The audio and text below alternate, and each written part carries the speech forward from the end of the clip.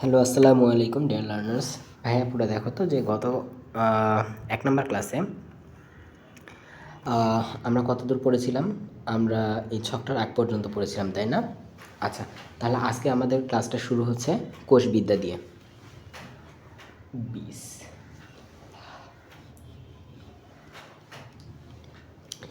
দেখো কি বলছে যে কোষবিদ্যা।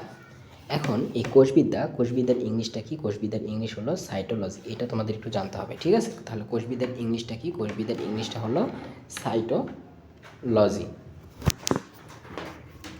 আচ্ছা, ঠিক আছে। এখন তোমাদের কিছু জিনিস জানা দরকার, যেমন তোমাদের আমি দেখো প্রতি ক্লাসে হয়তো বলবো এই ইটাইমোলজিগুলো, ঠিক আছে? ইটাইমোলজি কী কী দেখো, যে যেমন ধরো যে সাইট শব্দের অর্থ কী? সাইট শব্দের অর্থ কোষ। তোমরা যদি পারো তাহলে বইয়ের কোথাও ফাঁকা জায়গায় লিখে রাখো এই ওয়ার্ডগুলো, তাহলে তোমাদেরই কাজে লাগবে। আর লগজ মানে জ্ঞান, এটা তোমরা 9-10 থেকে জানো, ঠিক আছে?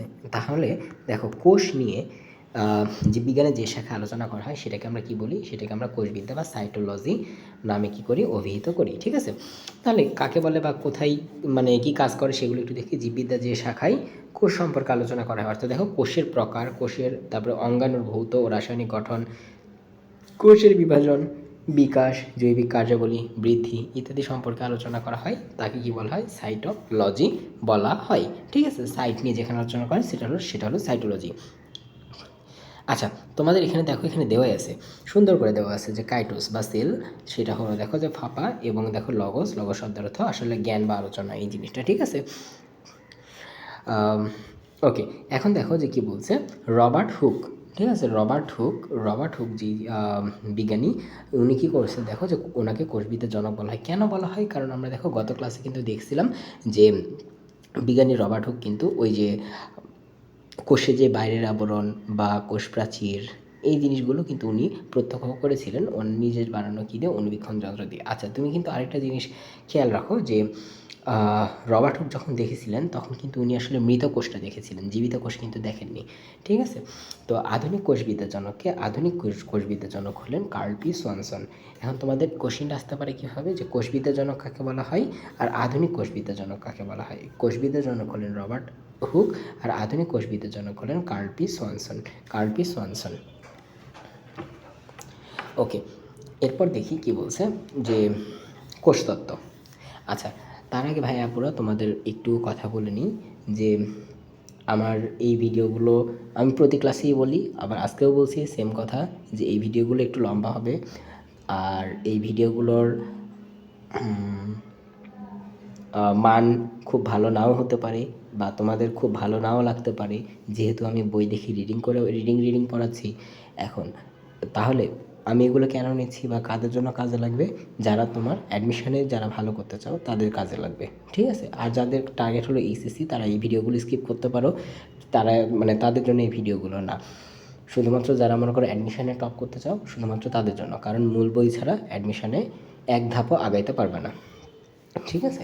আচ্ছা নাও, তারপরে শুরু করি। কে বলছে কোষতত্ত্ব বা সেল থিওরি। কোষ সম্পর্কে বিভিন্ন তথ্য জানার পর দেখো 1837 থেকে 1839 সালে জার্মান উদ্ভিদ বিজ্ঞানী কে জ্যাকব স্লেইডেন এবং প্রাণীবিজ্ঞানী থিওডোর সোয়ান পরে 1855 সালে কী করেন, যে জার্মান চিকিৎসক ও বিজ্ঞানী ভার্চু, এনারা কোষতত্ত্ব প্রদান করেন। আচ্ছা, তাহলে তোমাকে কোশ্চিন আসতে পারে কীভাবে, আমি একটু বলে নিই যে কোষতত্ত্ব কে প্রদান করেন? 3জন বিজ্ঞানী প্রদান করেন। কে? জ্যাকব স্লেইডেন, তারপরে প্রাণীবিজ্ঞানী থিওডোর সোয়ান, আর আরেকজন হলো ভার্চু, ঠিক আছে? বা রুডলফ ভিশো কিন্তু অনেক জায়গায় বলে, ঠিক আছে? তো রুডলফ ভার্চু বা ভিশো, তারপরে থিওডোর সোয়ান অ্যান্ড জ্যাকব স্লেইডেন, এই 3জন কিন্তু কোষতত্ত্ব প্রদান করেন। এনাদের নামগুলো খুবই ইম্পর্টেন্ট। এখন দেখি কোষতত্ত্বের মূল কথার মধ্যে একটু খেয়াল করো, যে প্রথম কি বলছে, যে জীব বা লিভিং অর্গানিজম কোষ দ্বারা গঠিত। অবশ্যই আমরা এটা তো জানি যে কোনো ধরনের জীব কী দ্বারা গঠিত? কোষ দ্বারা গঠিত। তারপরে কী বলছে দেখো, যে কোষ জীব বা জীবনের গাঠনিক ও ক্ষুদ্রতম মৌলিক একক। এই জিনিসটা কিন্তু আমরা অনেকবার বলছি, structure and functional unit of life, ঠিক আছে? এখন দেখো 3 নম্বর পয়েন্টে কী বলছে, সকল কোষ পূর্বস্থিত কোষ থেকে সৃষ্টি। এই জিনিসটা কিন্তু আমরা গত ক্লাসে দেখছি, যে প্রথম কোষের সৃষ্টি হয়েছে কিভাবে, এই জিনিসগুলো কিন্তু আমরা দেখেছিলাম। এখন নেক্সটে কী দেখব, যে ইতপূর্বে দেখো আমরা জেনেছি যে জীবদেহ এক বা অসংখ্য কোষ দ্বারা গঠিত এবং দেহের সকল কোষের কার্যাবলীর সমন্বিত রূপই হলো জীবের কাজ। তার মানে জীবের যত ধরনের কোষ আছে প্রত্যেকের আলাদা আলাদা কাজ আছে, প্রত্যেকের আলাদা আলাদা কাজগুলোকে একসাথে আমরা করলে কী পাই, জীবের কাজ পাই। এজন্য দেখো জীবকোষকে কী বলা হয়, জীবদেহের গঠন ও কার্যাবলী একক বলা হয়। ঠিক আছে, বলুক নেক্সটে কী আছে, জীবকোষের মৌলিক উপাদান ও গঠন অভিন্ন হলেও উদ্ভিদ ও প্রাণী কোষের মধ্যে যেমন গঠনগত পার্থক্য রয়েছে, তেমনি একই সাথে বিভিন্ন অঙ্গের মধ্যে আকার, আকৃতি, গঠন, কাজের মধ্যে পার্থক্য রয়েছে। এই জিনিসগুলো বলা আছে। কোষ জীবদেহের গাঠনিক একক। আচ্ছা, এটাও বুঝলাম যে এটা তো আমরা অনেকবারই বলছি যে জীবদেহের গঠন ও কার্যগত একক। এটি এমন একটি একক যা দেখো প্রোটোপ্লাজম নামক জীবন্ত বস্তু দিয়ে গঠিত। এই জিনিসটি একটু খেয়াল রাখো, পরবর্তীতে আমরা দেখব। ঠিক আছে, যে এটা এমন এক ধরনের দেখো যে একক যা কী দ্বারা গঠিত, প্রোটোপ্লাজম নামক জীবন্ত একটা জিনিস দিয়ে গঠিত। তাহলে এইখান থেকে আমাদের একটা বেসিক জিনিস একটু মাথায় রাখো তো, প্রোটোপ্লাজম এটা মৃত না জীবিত? অবশ্যই জীবিত, এটা একটু ভালো করে মাথায় রাখো। ঠিক আছে, প্রোটোপ্লাজম কিন্তু জীবন্ত বা জীবিত। আচ্ছা, দেখি কি বলছে, অনুকূল পরিবেশে স্বাধীনভাবে টিকে থাকে ও বসবাস করা আছে, এগুলো বুঝলাম। এটা লাগবে, দেখো তো যে লুই এবং সিকেভিজ 1969 মতে কোষ একটি বৈষম্যভিত্তিক ঝিল্লি দ্বারা সীমাবদ্ধ এবং জীব কার্যকলাপের একক। ঠিক আছে, এবং কী দ্বারা একক, জীব কার্যকলাপের একক। আচ্ছা, তোমাদের আরেকটা জিনিস দেখাই, একটু দেখো সালটা একটু খেয়াল করো। এখানে দেখো লুই এবং সিকেভিজ 1969 দেওয়া আছে না? আবার তোমরা যদি আগের লাইনে দেখো, এখানে লুই অ্যান্ড সিকেভিজ 1963 দেওয়া আছে। তোমরা এই জায়গাটায় আসলে 1969টাই পড়ো। ঠিক আছে, বেশিরভাগ কোশ্চেনে আমি দেখছি যে 1969 এটাই মানে গ্র্যান্ড করে। আচ্ছা দেখো, লুই অ্যান্ড সিকেভিজের 1969 ওনাদের মতে দেখো কি বলছে, কোষ একটি বৈষম্যভিত্ত ঝিল্লি দ্বারা সীমাবদ্ধ জীব কার্যকলাপ একক যা একটি অন্য সজীব মাধ্যম ছাড়াই আত্মপ্রজননে সক্ষম। হ্যাঁ, এটা তো আমরা কোষের সংজ্ঞাতে গতদিন দেখেছি। আচ্ছা, কোনো সজীব মাধ্যম ছাড়া আত্মপ্রজননে সক্ষম নয় বলে ভাইরাস এটা কি কোষের অন্তর্ভুক্ত না, এটা কি কোষের অন্তর্ভুক্ত না। এখন ভাইরাস যে কোষের অন্তর্ভুক্ত না, এই জিনিস নিয়ে কিন্তু আমাদের আরও বিস্তারিত আলোচনা আছে। ঠিক আছে, এই জিনিসটা নিয়ে আরও বিস্তারিত আলোচনা কোথায় আছে, এই জিনিসটা নিয়ে আরও বিস্তারিত আলোচনা আছে আমাদের 4 নম্বর চ্যাপ্টারে। ঠিক আছে, 4 নম্বর চ্যাপ্টারে। আচ্ছা, এরপর তারপর কী বলছে দেখো, যে কোষের আর কি দেখাবো, হ্যাঁ, যে দেখো যে কোষের ভেতর প্রতি মুহূর্তে হাজার হাজার বিক্রিয়া ঘটে। আমরা যখন জুওলজিতে 3 নম্বর চ্যাপ্টার দেখবো না, তখন দেখতে পাবো যে এর মধ্যে অনেক রকম বিক্রিয়া ঘটে, গ্লাইকোলাইসিস, গ্লাইকোজেনোলাইসিস, গ্লুকোনিওজেনেসিস ইত্যাদি টাইপের অনেক তোমার হলো কি ঘটে, হাজার হাজার বিক্রিয়া ঘটে, যা উদ্ভিদ ও প্রাণী দেহকে কী রাখে, কর্মক্ষম রাখে, মানে সচল রাখে। এ ধরনের বিক্রিয়াকে সম্মিলিতভাবে কী বলা হয়, জীবের বিপাক বা মেটাবলিজম বলে। তাহলে একসাথে কী বলা হয়, জীবের বিপাক বা মেটাবলিজম বলা হয়। এরপর কি বলছে, কোষের প্রকারভেদ বা কাইন্ডস অফ সেল। কোষ কত প্রকার, এখন কথা হলো তোমাদের বায়োলজি বা কেমিস্ট্রি, তোমাদের এই জিনিসগুলোর ক্ষেত্রে একটু বলি। কোনো জিনিস কত প্রকার, এই জিনিসটা যদি দেয় তাহলে তোমরা তোমাদের যদি পড়া না থাকে তখন তোমরা চোখ বন্ধ করে 2 দাগায় দিও। ঠিক আছে, কারণ 90% ক্ষেত্রে যে কোনো জিনিস দুই প্রকার, তবে সব ক্ষেত্রে না কিন্তু। ঠিক আছে, যেগুলো তুমি জানবা না বা যেগুলো তোমার মাথায় থাকবে না, 2 দিক হওয়ার সম্ভাবনা খুব বেশি থাকবে। আচ্ছা, এরপর ক নাম্বারে কী বলছে দেখো, দেহকোষ বা সোমাটিক সেল। ক নাম্বারে কী বলছে দেখো, কাজের ভিত্তিতে। আচ্ছা, শারীরবৃত্তীয় কাজের ভিত্তিতে কোষকে দুভাগে ভাগ করা যায়। একটা হলো দেহকোষ। দেহকোষের কাজ কি দেখো, যে কোষ জনন কোষ নয় তাই দেহকোষ। ঠিক আছে, যে কোষটা কি জনন কোষ না সেটাই কি দেহকোষ। আচ্ছা, জীবদেহের অঙ্গতন্ত্র করে, মানে একটা জীবের সম্পূর্ণ দেহ গঠন করে যে কোষটা দিয়ে, সেই কোষটা হলো কি দেহকোষ। এখন দেহকোষের মধ্যে একটু খেয়াল করো, মূল, কাণ্ড, পাতার কোষ, স্নায়ুকোষ, রক্তকণিকা সবই দেহকোষের উদাহরণ। আচ্ছা, তারপর কি বলছে, মানুষের দেহকোষে ক্রোমোজোম সংখ্যা 2n বা 46। এই নর্মাল জিনিসগুলো তোমরা জানো বলে আমি আর বেশি কিছু দেখাচ্ছি না। এরপর কি বলছে, জনন কোষ বা গ্যামিট। ঠিক আছে, জনন কোষ বা গ্যামিট যৌন প্রজননের জন্য ডিপ্লয়েড জীবের জননাঙ্গে মায়োসিস প্রক্রিয়ায় উৎপন্ন হ্যাপ্লয়েড সংখ্যক কোষকে গ্যামিট বা জনন কোষ বলে। এখন জনন কোষের উদাহরণ কি কি, জনন কোষের উদাহরণ হলো দেখো কি, যে শুক্রাণু, ডিম্বাণু, এগুলো হলো জনন কোষের উদাহরণ। শুক্রাণু, ডিম্বাণু কিসের উদাহরণ, জনন কোষের উদাহরণ। তাহলে এগুলো কি হবে, হ্যাপ্লয়েড হবে বা এন হবে। ঠিক আছে, জনন কোষ বা গ্যামিট সর্বদাই হ্যাপ্লয়েড, এটা অবশ্যই মাথায় রাখতে হবে। জনন কোষ বা গ্যামিট সর্বদাই হ্যাপ্লয়েড। আর মানুষের জনন কোষে কয়টা থাকবে, হ্যাপ্লয়েড, মানে ওই যে আগে ছিল 46টাই, দেখো এই জায়গাটায় দেখো 46টা না, 46-এর অর্ধেক কত, 46 অর্ধেক 23, তাহলে এখানে কতগুলো থাকে, 23টা থাকে। আচ্ছা, এটা যদি বোঝো তোমাদের আর একটু এক্সট্রা তথ্য একটু দিয়ে নিই। আচ্ছা, তথ্যটা হলো যে জনন কোষ, জনন কোষ একটু আগে দেখলে এটা কি, এটা আমাদের হ্যাপ্লয়েড বা এন, তাই না? আর এখানে এটা কিসের অন্তর্ভুক্ত আছে? জনন কোষের অন্তর্ভুক্ত। জনন কোষ কী কী আমরা বলতে পারি? আমরা বলতে পারি শুক্রাণু, আমরা বলতে পারি ডিম্বাণু, তাই না? এই জিনিসগুলো তো বলতে পারি। গুড, ডিম্বাণু। আচ্ছা, এরপর যদি আমরা আচ্ছা একটা একটু ক্লিয়ার করি, একটা মিনিট ওয়েট করো। ডিম্বাণু, হ্যাঁ। আচ্ছা, এরপর আমরা দেখো আরও দুইটা ওয়ার্ড শিখব, জনন মাতৃকোষ আর জননাঙ্গ।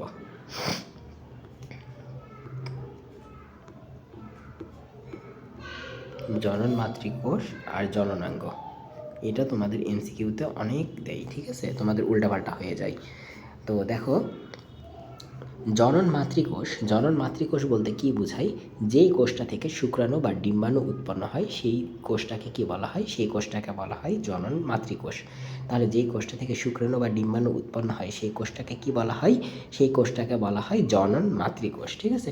তাহলে দেখো, যেখান থেকে তোমার শুক্রাণু বা ডিম্বাণু উৎপন্ন হচ্ছে সেটা অবশ্যই 2n হবে, তাই না? সেটা অবশ্যই তো 2n হবে। এই জিনিসটা কি বুঝতে পারছো? আচ্ছা, ঠিক আছে, তাহলে এই জিনিসটা কি, যে 2n। আচ্ছা, যদি না বুঝো একটু রিভাইন করো, মানে একটু হলো পেছনে যাও, পেছনে যেয়ে তারপরে আবার সামনে আসো, বা পেছনে যেয়ে আরেকবার ভিডিওটা একটু দেখো, হ্যাঁ হ্যাঁ, তাহলে আশা করি বুঝতে পারবা। আচ্ছা, তাহলে ভাইয়াপুরা একটু দেখো যে জননাঙ্গ, জননাঙ্গ এইটাও কিন্তু 2n হয়। আচ্ছা, জনন কোষ আর জননাঙ্গ, জনন মাতৃকোষ তিনটা অনেক সময় তোমাদের এক হয়ে যায়। এখন জননাঙ্গ বলতে কি বোঝায়? জননাঙ্গ বলতে ছেলেদের ক্ষেত্রে পেনিস, মেয়েদের ক্ষেত্রে ভ্যাজাইনা, এই জিনিসগুলোকেই বোঝায়, ঠিক আছে? তাহলে এই জিনিসগুলো তো তোমার দেহকোষের আন্ডারে পড়ে।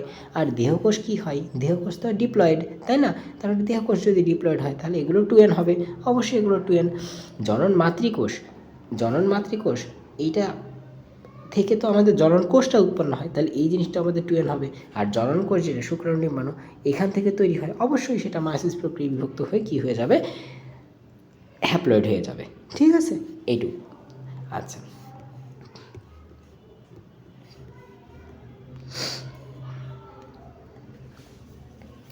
আচ্ছা, এরপর নিউক্লিয়াসের গঠনের উপর ভিত্তি করে আমরা কয় ভাগে ভাগ করতে পারি সেই জিনিসটা একটু দেখি। নিউক্লিয়াসের গঠনের উপর ভিত্তি করে আমরা দুভাগে ভাগ করতে পারি। কি কি? যে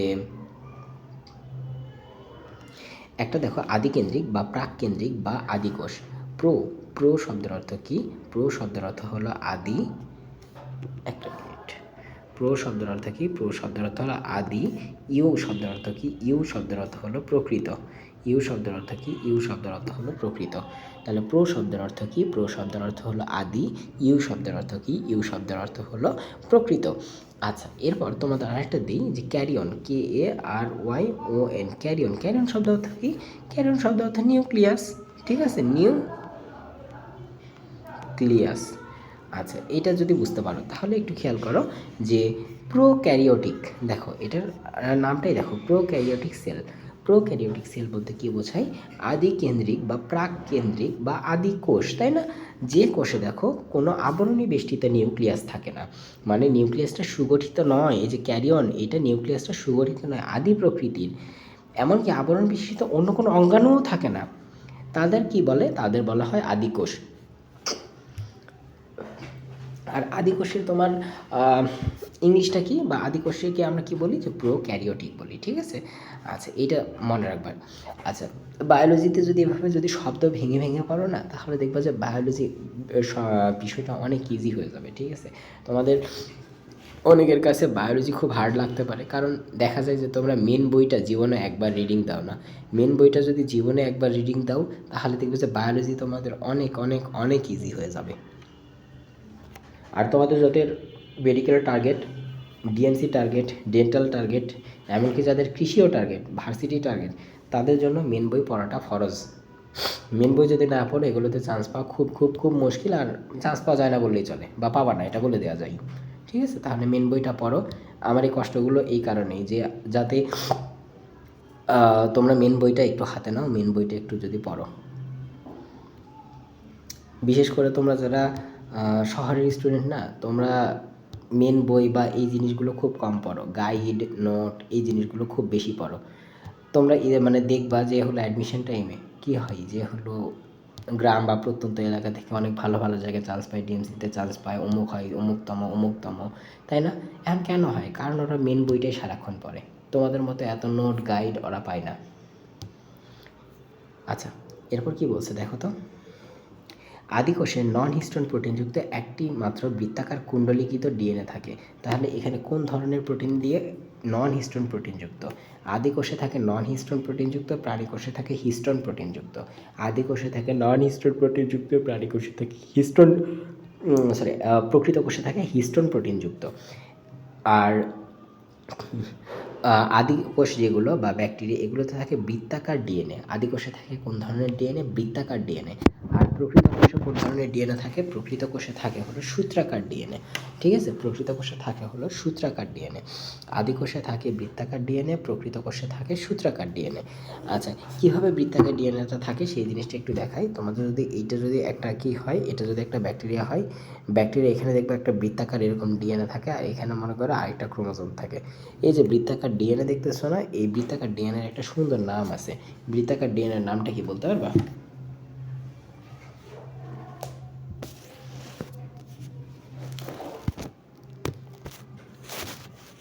আচ্ছা, বৃত্তাকার ডিএনএটার নাম হলো প্লাজমিড।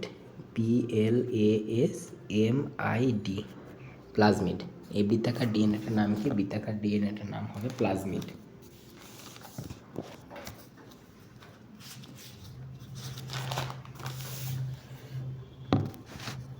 আচ্ছা, এরপর দেখো কি বলছে। আচ্ছা, বৃত্তাকার ডিএনএ থেকে যে সাইটোপ্লাজমে মুক্তভাবে অবস্থান করে। এই যে বৃত্তাকার ডিএনএ যেটা দেখতে পাচ্ছ, এটা কি সাইটোপ্লাজমে বা এই জিনিসগুলো তো সাইটোপ্লাজমে কী অবস্থায় আছে? মুক্তভাবে অবস্থান করতেছে। ঠিক আছে, সাইটোপ্লাজমে মুক্তভাবে অবস্থানকারী বৃত্তাকার ডিএনএ অঞ্চলকে নিউক্লিওয়েড বলে। নিউক্লিওয়েড আসলে জিনিসটা কি, যে সাইটোপ্লাজমে যে স্থানে এই যে এই হলো বৃত্তাকার ডিএনএটা অবস্থান করতেছে, এই স্থানটাকে কি বলা হয়? স্থানটাকে বলা হয় নিউক্লিওয়েড। নিউক্লিওয়েড। ঠিক আছে, তোমরা যেভাবে উচ্চারণ করো নিউক্লিওয়েড। আচ্ছা, এরপর কি বলছে, আদিকোষের রাইবোজোম 70S। এখন এস জিনিসটা কি বা ভেদভাগ ইউনিট জিনিসটা কি, সেডিমেন্টেশনের একক এটা একটা। তো এটা আমি তোমাদের আরও বিস্তারিত পড়াবো কোথায় জানো? একটু পরে, যে রাইবোজোম যখন পার্ট পাবো না তখন তোমাদের পড়াবো। আপাতত একটু দেখো যে আদিকোষের রাইবোজোম কেমন হয়, 70S ধরনের, আর প্রকৃত কোষের রাইবোজোম হয় 80S ধরনের। আপাতত এইটুকু বুঝো, তারপরে আমি সামনে দেখাবো। আদিকোষ দেখো দ্বিভাজন বা অ্যামাইটোসিস প্রক্রিয়ায় বিভাজিত হয়। তাহলে কোন রকম দ্বিভাজন বা অ্যামাইটোসিস? ব্যাকটেরিয়া মেইনলি তোমার দ্বিভাজন প্রক্রিয়ায় বিভক্ত হয়। ঠিক আছে, দ্বিভাজন প্রক্রিয়াটা অ্যামাইটোসিসের অনুরূপ। আচ্ছা, এরপর কি বলছে দেখো, আদিকোষ দ্বারা গঠিত জীব হলো কি? আদিকোষী জীব। অবশ্যই আদিকোষ দ্বারা গঠিত জীবকে কি বলা হয়? আদিকোষী জীব বা প্রোক্যারিওটস। উদাহরণ কী কী? উদাহরণগুলো মাস্ট তোমাদের লাগবে, মাইকোপ্লাজমা, ব্যাকটেরিয়া, তারপরে ইকোলাই, তারপর সায়ানোব্যাকটেরিয়া, ব্লু গ্রিন অ্যালজি যেটা, এটাও কিন্তু আমাদের কিসের উদাহরণ? আদিকোষের উদাহরণ। কিন্তু তোমাকে সব থেকে বেশি মনে রাখতে হবে ব্যাকটেরিয়া। তোমাকে আদিকোষ এই ওয়ার্ডটা বলার সাথে সাথেই যেন তোমার চোখে ব্যাকটেরিয়ার ছবিটা ভেসে ওঠে, একটু খেয়াল করতে হবে এটা। ঠিক আছে, তোমার মানে তুমি আদিকোষ বলতেছো তখনই যাতে সাথে সাথে তোমার চোখের সামনে কি ভেসে ওঠে? এই ব্যাকটেরিয়ার ছবিটা ভেসে ওঠে। তুমি মানে সেই জিনিসটার দিকে একটু খেয়াল রাখতে হবে। এখন মনের রাজ্যের সব জীবই কি? মনের রাজ্যের সব জীবই হলো আদিকোষী। মনের রাজ্যের সব জীব কেমন? আদিকোষী। আচ্ছা, অর্থাৎ দেখো নিউক্লিয়াসের গঠন আগের অবস্থা আছে, এগুলো রাখবো না। আদিকোষে কোন ধরনের শ্বসন ঘটে? এটা মাস্ট। আদিকোষে দেখো সবাত শ্বসন ঘটে। কেন সবাত শ্বসন ঘটে? কোশ্চেন হতে পারে না যে কেন সবাত শ্বসন ঘটে? আদিকোষে মাইটোকন্ড্রিয়া থাকে না, তাই সবাত শ্বসন ঘটে। তাহলে আদিকোষে কেন সবাত শ্বসন ঘটে? আদি শ্বসনে মাইটোকন্ড্রিয়া থাকে না, তাই সবাত শ্বসন ঘটে। আর মাইটোকন্ড্রিয়া যদি থাকতো তাহলে কি ঘটতো? সেখানে সবাত শ্বসন ঘটতো। আদিকোষে কোন ধরনের শ্বসন ঘটে? তাহলে যদি ঘটে না, তখন কি হবে? ঘটে না সবাত শ্বসন, আর ঘটে কোনটা? অবাত শ্বসন। আচ্ছা, এরপর কি বলছে, অধিকাংশ ক্ষেত্রে শোষণ পদ্ধতিতে পুষ্টি ঘটে, কত ক্ষেত্রে সালোকসংশ্লেষণ ঘটে। আচ্ছা, তাহলে ব্যাকটেরিয়ার ক্ষেত্রে পুষ্টি ঘটে কোন পদ্ধতিতে? শোষণ পদ্ধতিতে। এরপর দেখি প্রকৃত কেন্দ্রিক বা সুকেন্দ্রিক কোষ। প্রকৃত, ওই যে একটু আগে লিখে দিয়েছিলাম না ইউ শব্দ অর্থ প্রকৃত, তাহলে ইউক্যারিওটিক মানে কি? প্রকৃত কেন্দ্রিক কোষ। যে কোষে আবরণী বেষ্টিত নিউক্লিয়াস থাকে তা হলো প্রকৃত কোষ, যেমন একটা মানুষের কোষ বা প্রাণী কোষ। প্রকৃতিতে নিউক্লিয়াস ছাড়াও আবরণী বেষ্টিত অন্যান্য অঙ্গাণুও থাকে, যেমন মাইটোকন্ড্রিয়া, ক্লোরোপ্লাস্ট, গলগি বস্তু, লাইসোসোম প্রভৃতি। দুই স্তর বিশিষ্ট একটি আবরণী বা নিউক্লিয় এনভেলপ দ্বারা পরিবেষ্টিত অবস্থায়, এই যে এটা দেখো এরকম করে দুই স্তর বিশিষ্ট একটা আবরণী দিয়ে আবৃত হয়ে মাঝখানে কি থাকে, নিউক্লিওলাস থাকে, মাঝখানে নিউক্লিওলাস থাকে, নিউক্লিওলাস থেকে ক্রোমাটিন জালিকা এগুলো ঘোরে, ঠিক আছে। তাহলে কি থাকে, আর ভেতরে এগুলো সাইটোপ্লাজম, এগুলো কি, এগুলো নিউক্লিওপ্লাজম। তাহলে দেখো কী কী থাকে, নিউক্লিওপ্লাজম থাকে, নিউক্লিওলাস থাকে, ক্রোমোজোম থাকে, এই জিনিসগুলো মিলে গঠিত। এখন দেখো প্রকৃত কোষে ক্রোমোজোম লম্বা, বৃত্তাকার নয়, লম্বা বা সূত্রাকার, ঠিক আছে। তাহলে আদিকোষের হলো ক্রোমাটিন জালিকাটা কেমন, বা আদিকোষের ডিএনএ কেমন, আদিকোষের ডিএনএ হলো বৃত্তাকার, আর প্রকৃত কোষের ডিএনএ কেমন, সূত্রাকার বা লম্বাকার, ঠিক আছে, বা লম্বা। দুই প্রান্ত বিশিষ্ট এবং ডিএনএ ও হিস্টোন প্রোটিন সমন্বয়ে গঠিত। কি নিয়ে গঠিত, ডিএনএ ও হিস্টোন প্রোটিন নিয়ে গঠিত, ডিএনএ ও হিস্টোন প্রোটিন নিয়ে গঠিত। এদের দেখো রাইবোজোম কেমন 80S, এদের দেখো এদের রাইবোজোম কেমন 80S। একটু আগে বললাম না যে ব্যাকটেরিয়াতে 70S, আর এদের কত, এদের হলো 80S। আচ্ছা, ডিএনএ সূত্রাকার এবং একাধিক ক্রোমোজোম অবস্থিত, এগুলো অনেক কিছু বললাম, যেখানেও বলা আছে ডিএনএ আবার হলো কি সূত্রাকার। ইউক্যারিওটিক শব্দটি অর্থ গ্রিক থেকে নেওয়া হয়েছে, যার অর্থে ইউ মানে গুড বা প্রকৃত, আর ক্যারিয়ন মানে নিউক্লিয়াস, অর্থাৎ দেখো সুগঠিত নিউক্লিয়াসযুক্ত জীবকে কী বলা হয়, ইউক্যারিওটিক। এরপর দেখো কী বলছে, জড় কোষপ্রাচীর বিশিষ্ট প্রকৃত উদ্ভিদ কোষ, এগুলো কিছু লাগবে না, শৈবাল, ছত্রাকটা, এগুলো তোমরা একবার রিডিং দিবা, তাছাড়া কিছু দরকার নেই। প্রাণীকোষে সমাজশাসন ঘটে, অবশ্যই প্রাণী কি হলো নিঃশ্বাস নেয় না, তাহলে তো সমাজশাসন ঘটবে। তারপরে শোষণ, আত্তীকরণ, সালোকসংশ্লেষণ প্রভৃতি পদ্ধতিতে পুষ্টি ঘটে, আচ্ছা ঘটুক, তাতে আমাদের কি, তাই না। এখন এরপর দেখি কি বলছে, সম্ভবত প্রথম প্রকৃতকোষী এবং বহুকোষী জীবকে বঙ্গীয় মরফা পিওবিসিয়েন্স। সর্বপ্রথম দেখো যে কি বলছে, যে প্রথম প্রকৃতকোষী এবং বহুকোষী হলো বঙ্গীয় মরফা পিওবিসিয়েন্স, বঙ্গীয় মরফা পিওবিসিয়েন্স নামক লোহিত শৈবাল। দেখো এই নামের লোহিত শৈবাল, যার ফসিল 1200 মিলিয়ন বছরের পূর্বে শিলা থেকে আবিষ্কৃত হয়েছে। তাহলে কত বছর আগে থেকে, অনেক না। আচ্ছা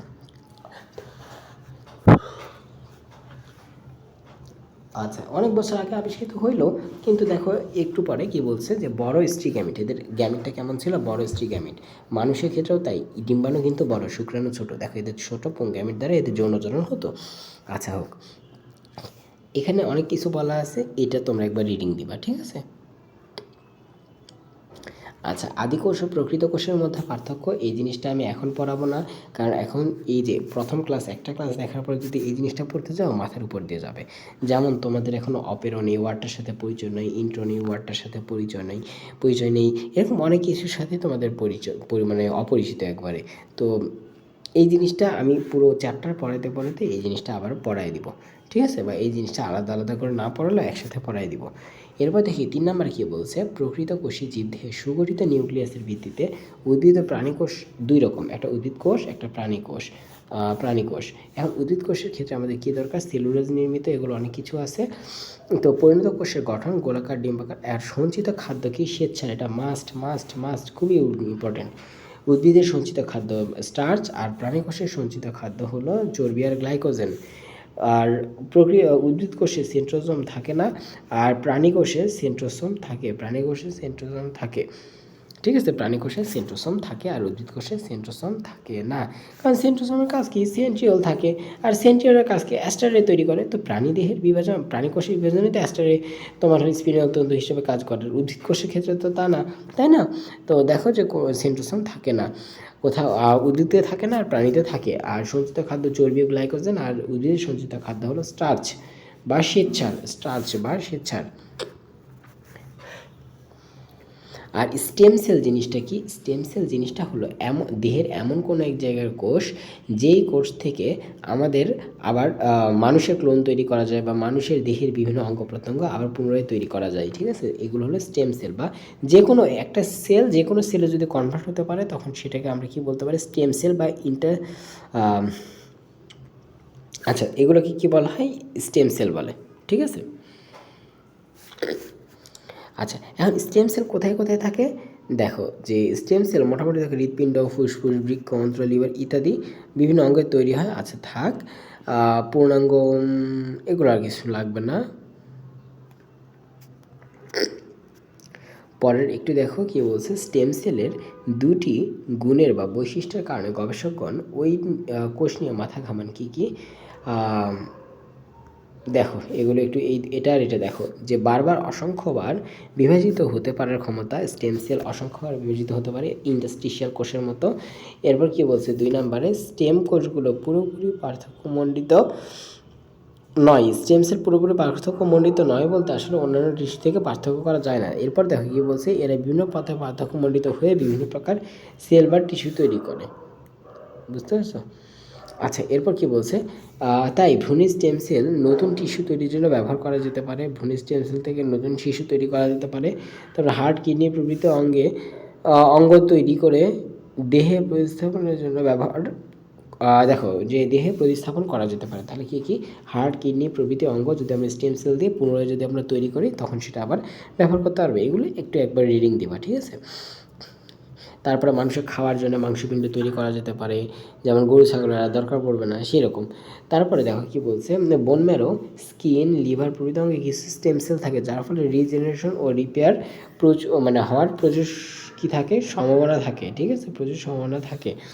তবে ব্রেইন, হার্ট, কিডনি এগুলো স্টেম সেল খুবই কম রিপেয়ার করতে পারে। ঠিক আছে, তাহলে কোথায় কোথায় বেশি রিপেয়ার করতে পারে, কোথায় কম রিপেয়ার করতে পারে? মাস্ট লাগবে বোন ম্যারো, স্কিন, লিভার প্রভৃতি অঙ্গে পারে, আর ব্রেন, হার্ট, কিডনি এই কয়টা অঙ্গে পারে না। ব্রেন, হার্ট, কিডনি তুমি যদি একটু ভালো করে খেয়াল করো, ব্রেনে নিউরন থাকে, হার্টেও নিউরন থাকে, কিডনিতেও মোটামুটি নিউরন বা ওই যে টাইপের জিনিসপত্রগুলো থাকে। এখন নিউরনের মধ্যে থাকে না সেন্ট্রিওল থাকে না।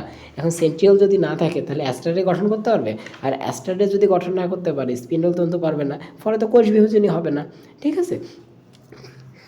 আচ্ছা, এরপর দেখি অধিকাংশ কোষ পরিমাপের একক, মানে আমরা কোন এককে কোষগুলো পরিমাপ করি। একেবারে ছোট একক হলো অ্যাংস্ট্রম, যেটাতে আমরা ইলেকট্রন অণুবীক্ষণ যন্ত্রের বিভিন্ন এক্স-রে প্রক্রিয়ায় বিভিন্ন জিনিসপত্র দেখি। তারপরে ন্যানোমিটার, 10⁻⁹ মিটার, সেটা কি? যে ইলেকট্রন অণুবীক্ষণ যন্ত্রে দেখা যায় এমন উপাংশসমূহ। আচ্ছা, তারপরে এগুলো তোমরা নিজে পারবা, যে খালি চোখে দেখা যায়, খালি চোখে দৃশ্যমান, তারপরে আলোক অণুবীক্ষণ যন্ত্রে দেখা যায়। এগুলো একবার একটু তোমরা রিডিং দিও। ঠিক আছে, বিশেষ করে যে এই বক্সটা বেশি গুরুত্বপূর্ণ, একটু দেখে যেও। আচ্ছা, কত ছোট কত বড় এই জিনিসটা এখন আমি তর্কে যাচ্ছি না, তবে আপাতত একটু বলি। দেখো, কোষের আয়তন, কোষের সুনির্দিষ্ট আয়তন নেই, অধিকাংশ কোষই আণুবীক্ষণিক। সবচেয়ে ছোট কোষ হলো মাইকোপ্লাজমা গ্যালিসেপ্টিকাম, আর যার আরেকটা নাম পিপিএলও বা পিউরো নিউমোনিয়া লাইক অর্গানিজম, এটা হতে পারে। আর বড় কোষ হলো উট পাখির ডিম। তারপরে কি বলছে, যে বড় উদ্ভিদ কোষ, অ্যাসিটাবুলেরিয়া। আচ্ছা থাক, এগুলো দরকার নেই আসলে। দেখো, নামক শৈবাল 5 থেকে 10 সেন্টিমিটার। বহুকোষী উদ্ভিদের মধ্যে র্যামি তন্তু 55, র্যামি এর দৈর্ঘ্য 55 সেন্টিমিটার, দাগালে দাগাইতে পারো। মানবদেহের সবচেয়ে লম্বা কোষ হলো মোটর নিউরন, 1.37 মিটার লম্বা। এটা মাস্ট, খুবই ইম্পর্টেন্ট। ঠিক আছে, মানবদেহের সবচেয়ে লম্বা কোষ হলো মোটর নিউরন, যা প্রায় 1.37 মিটার লম্বা এবং স্পাইনাল কর্ডের গোড়া থেকে পায়ের বৃদ্ধাঙ্গুল পর্যন্ত বিস্তৃত। এরপর কি বলছে, মানবদেহের ক্ষুদ্রতম কোষ হলো অনুচক্রিকা। আসলে এই জিনিসটা একটু ভুল তথ্য দেওয়া আছে। যদি তোমাকে বলো মানুষের দেহের সবচেয়ে ছোট অঙ্গ কোনটা, উত্তর হবে শুক্রাণু। ঠিক আছে, বড় হলো সব থেকে বড় কোষ হলো ডিম্বাণু, সব থেকে ছোট কোষ হলো শুক্রাণু। এখন কথা হলো, তাহলে তোমাদের বই অনুচক্রিকা দেওয়া আছে কেন? আচ্ছা, তোমাদের একটু বলি অনুচক্রিকা হবে না কেন সেটা বলি। এখানে কি বলছে, মানবদেহের ক্ষুদ্রতম কোষ, কিন্তু অনুচক্রিকা তো এক ধরনের কণিকা, রক্তকণিকা, এগুলো তো কোষ না, তাই না? তাই এটা হবে না। আচ্ছা, কেন কোষ না? কারণ কোষ হতে হলে রিজেনারেশন পাওয়ার থাকতে হয়, কিন্তু এই কণিকাগুলো সেই পাওয়ারটা নেই। আচ্ছা, এরপরে এককোষী জীব যাদের একটি কোষ থাকে তারা এককোষী জীব, যেমন ক্লোরেলা। যারা বহুকোষী জীব যাদের অনেকগুলো কোষ থাকে তারা কি তোমার হলো বহুকোষী জীব। আচ্ছা, এই জিনিসগুলো একবার রিডিং দিবা, এই পেজটা পুরোটাই একবার রিডিং দিবা। এখন পুরোটাই রিডিং দেওয়ার পরে আমরা কি শুরু করব, আগামীকালকে থেকে আমরা এই যে এই ছকটা থেকে শুরু করব, ঠিক আছে? আগামীকাল এই ছকটা থেকে শুরু করব। ঠিক আছে ভাই আপুরা, আজকের মতো আল্লাহ হাফেজ। আচ্ছা, তোমাদের লাস্ট একটু কয়েকটা কথা বলে নিই। লাস্ট কয়েকটা কথা হলো যে আমাদের নিজস্ব ওয়েবসাইট আছে, নিজস্ব অ্যাপ আছে। তোমরা যদি ক্রোমে, দাঁড়াও আমি লিখে দিই, www.eldorado.com। আচ্ছা, এলডোরাডো এডু লিখবা, তাহলে তোমাদের তাড়াতাড়ি চলে আসবে। edu.com এটা লিখতে পারো, অথবা শুধুমাত্র এলডোরাডো এডু লিখতে পারো, ঠিক আছে? এইটা যদি লেখো তাহলে তোমাদের একটা ওয়েবসাইটে নিয়ে যাবে। সেইখান থেকে তোমরা কি করতে পারবা, যে ওয়েবসাইট থেকে তোমরা এই ক্লাসগুলো দেখতে পারবা। আবার সেখানে প্রত্যেকটা ক্লাসের পরে পরে তোমার কয়েকটা করে এমসিকিউ দেওয়া আছে প্র্যাকটিসের জন্য, তোমরা সেই এক্সামগুলো দিয়ে দিতে পারবা, কুইজ হিসেবে দিয়ে দিতে পারবা। তোমরা রেগুলার মনিটরিং করতে পারবা যে কতদূর তোমাদের পড়া হইলো বা কতটুকু পড়া হইলো, সেগুলো দেখতে পারবা। আচ্ছা, ওখানে একটা কোর্স হিসাবেই সবগুলো ক্লাস সিরিয়াল অনুযায়ী দেওয়া আছে, তো ওখান থেকে একটু দেখে নিও। আর আর কি বলবো, আর কিছু না। আর যারা অ্যাপ ইনস্টল করতে চাও তাহলে ডিসক্রিপশন বক্সে তোমাদের অ্যাপ ইনস্টলের লিঙ্ক দেওয়া থাকবে, বা আমাদের ওয়েবসাইটের লিঙ্ক দেওয়া থাকবে, এফবি পেজের লিঙ্ক দেওয়া থাকবে, এফবি গ্রুপের লিঙ্ক দেওয়া থাকবে। তোমাদের যাদের ইচ্ছা জয়েন হয়েও লাইক শেয়ার দিও, সাবস্ক্রাইব করো। এই তো ব্যাস। আল্লাহ হাফিজ।